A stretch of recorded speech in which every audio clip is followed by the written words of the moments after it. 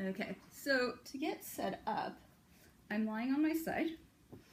I have two pillows here to support my upper body. My knees are bent, just at the most comfortable angle.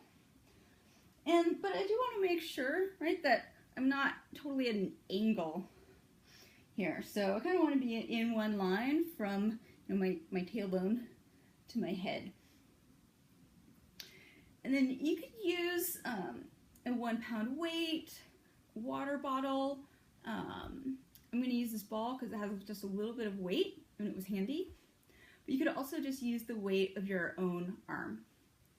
So for the first movement, I'm just going to start with my arm down by my side. So it's essentially parallel to the floor. And I'm just going to bring the arm straight up. What I want to watch for here is that the top of the shoulder isn't also coming up.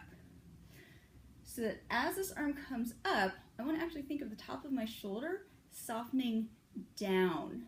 So that there's this feeling of the top of the shoulder going down in order for that arm to come up. And I'm also paying attention to that shoulder blade, right?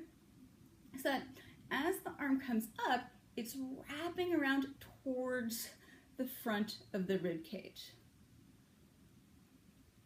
And then, and I'm also trying to make sure that I'm staying stacked, right? So again, I'm not rolling back, not rolling forward, but I've just got one shoulder nicely over the other.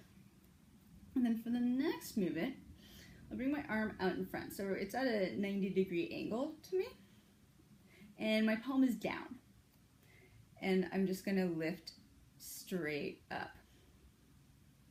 And again, what I want to watch for here is the position of my body so that I'm not leaning forward, not leaning backwards. I'm keeping my body stationary, and I'm going to think of that collarbone staying right where it is. And as I bring the arm up, again, I'm thinking of that shoulder blade wrapping around towards the front. And also it's moving in towards the spine just a little bit more. And again, keeping the top of the shoulder soft. And you don't have to do this full range of motion, right? You can just go to here. Just go to here. Whatever movement that you can do with the most maximum control. And then for the next movement, I'm going to internally rotate my arm. So I've got this the humerus bone internally rotated.